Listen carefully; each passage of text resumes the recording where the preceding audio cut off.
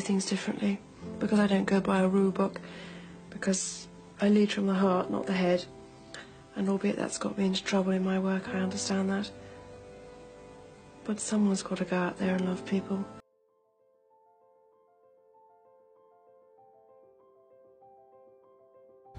Princess Diana was a big frontier in history because she was the first woman to help and advocate kids with AIDS and to raise awareness for a number of causes, from leprosy to domestic violence and to mental health. Diana Frances Spencer was born on July 1st, 1961. Her parents were the wealthy John Spencer and Frances Shand Keed. Due to Diana's grandmothers being ladies-in-waiting, too, this caused Diana to grow a part of the royal family setting. Diana wanted to start working in charity work because her personal mission was to bring the monarchy into closer contact with its people, thus, later on, becoming her greatest legacy. Princess Diana's first ever school experience was at Sofield Private School in Dayton.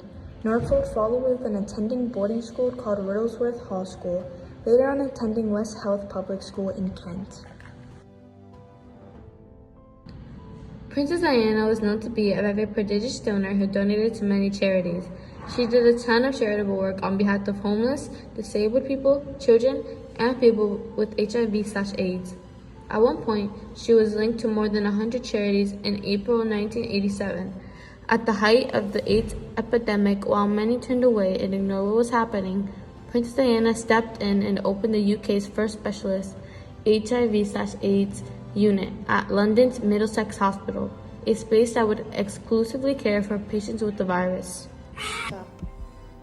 I always enjoy my visits to the hospital, which give me an opportunity, as patron of Turning Point, to discuss a range of mental health issues with staff and to meet many of the patients. Princess Diana also helped with her landmines and put her profile and the image at the service of the campaign against landmines. As one of the most well-known and recognizable celebrities at the time and unanimously popular with the public, she brought a very strong support to the campaign. She visited Angola in January 1997 and Bosnia in August 1997. Both countries were heavily contaminated by landmines at the time. Her meeting with mine clearance experts and mine victims were widely covered by the media and contributed to public awareness about the scourge of landmines.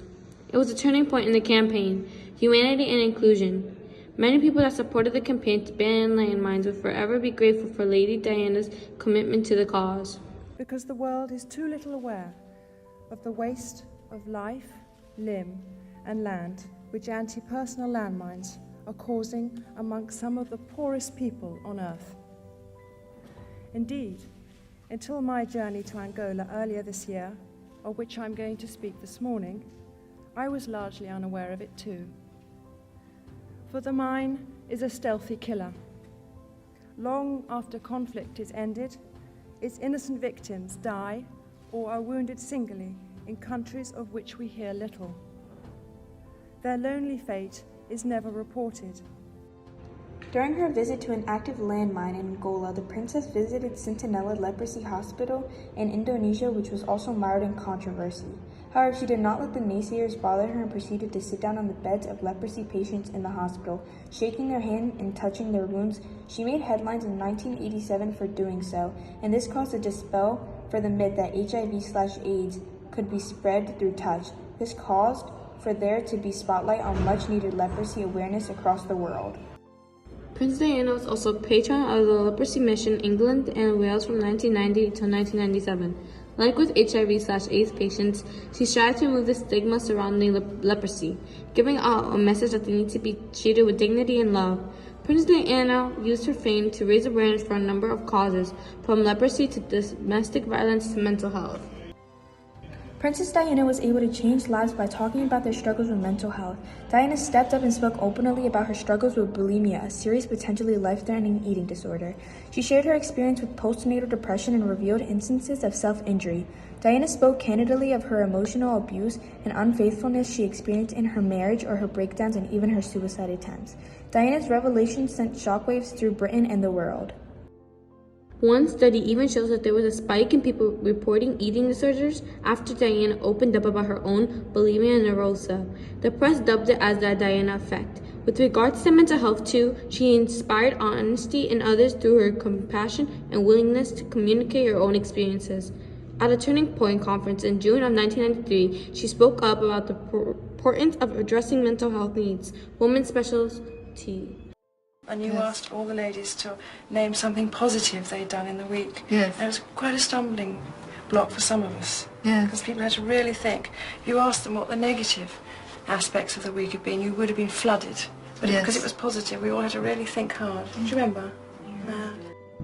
Unfortunately, on the 31st of August 1997, Princess Diana of Wales passed due to the injuries she sustained when her and her partner got into a traffic collision in a tunnel in Paris.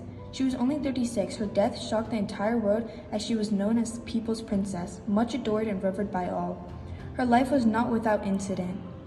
From a starry-eyed girl who married at the age of 19 to a 31-year-old Princess Charles, the one who would become king someday, Princess Diana battled the rigors of royal life.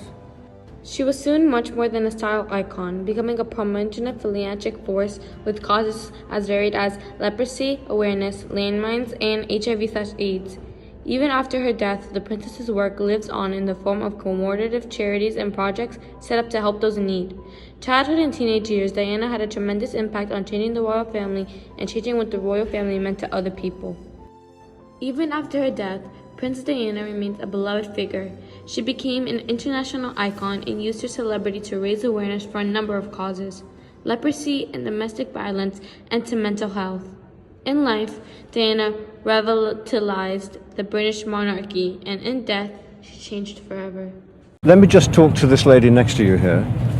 I was looking at your bouquets there. Would you read what you've said on the card? What I've said on the card?